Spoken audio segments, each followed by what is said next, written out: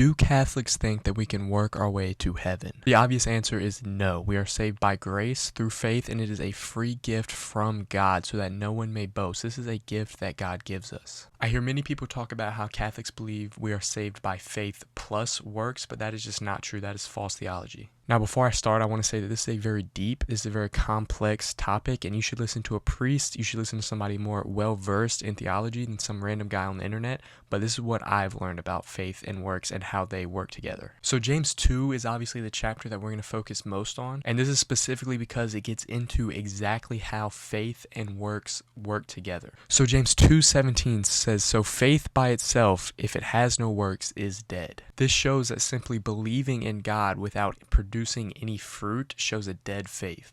It goes on to say in verse 19, "You believe that God is one. You do well. Even the demons believe and shudder." So this shows clearly that faith needs to produce works. It goes on to say, using an example from the Old Testament in Abraham, saying that Abraham was justified. He was made a friend of God, and his faith was completed by the work of offering his son Isaac on the altar. Specifically, when talking about Abraham in James 2:22, it says, "You see that faith was active along with his works, and his faith was brought to completion by his works." So this shows that faith and works are two sides of the same coin. You cannot have one without the other. You cannot have good works apart from faith, because no works are good without God. We can do no good in God's eyes without God working through us. Furthermore, simply believing is not enough. That faith, that belief must go on to produce fruits. It must produce works, or else that faith is dead. So again, faith and works are two sides of the same coin. Faith will produce works, and works will keep that faith alive and bring it to completion, as seen with Abraham. So finally, we're going to wrap it up with James 2:26, the last verse of James 2, which says, "For just as the body without the spirit is dead, so faith without works is also dead."